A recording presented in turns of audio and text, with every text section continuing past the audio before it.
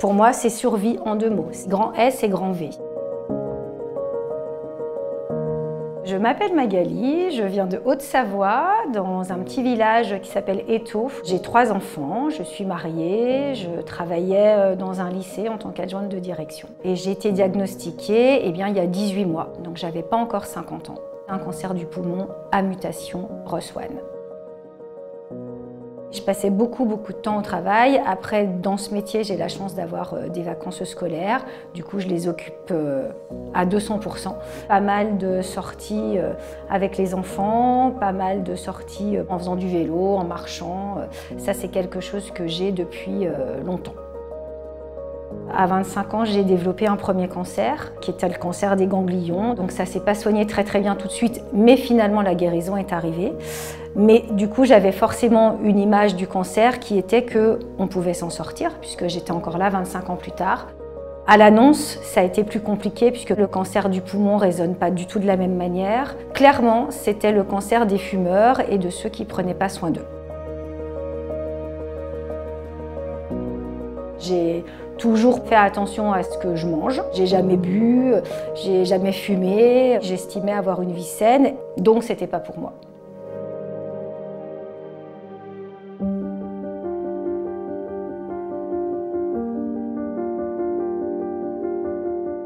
J'avais une petite boule de graisse au niveau de l'abdomen depuis X mois.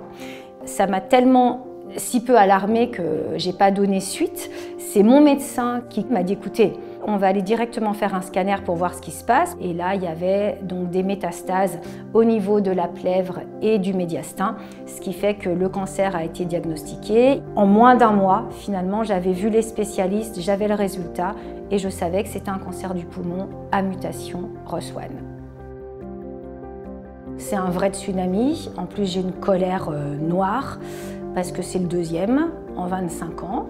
Il y a quand même eu un message d'espoir. Au moment de l'annonce précise, mon oncologue, elle me dit « j'ai 2 nouvelles.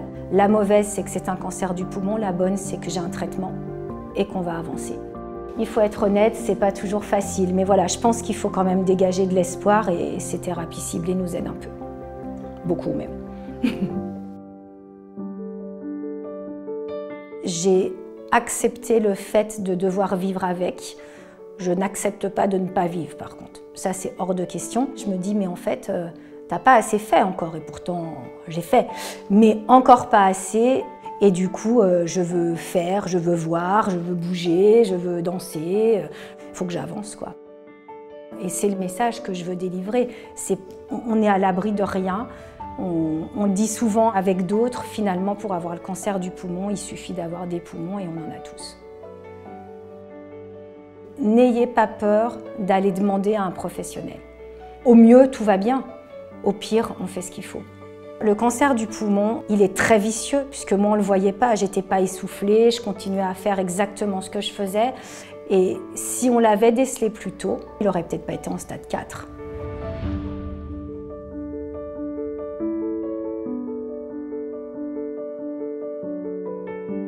Des fois, les gens pensent qu'on va bien et en fait, c'est compliqué.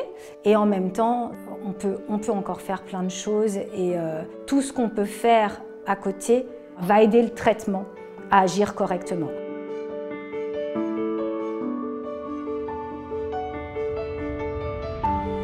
La chirurgienne thoracique m'a immédiatement parlé d'une association.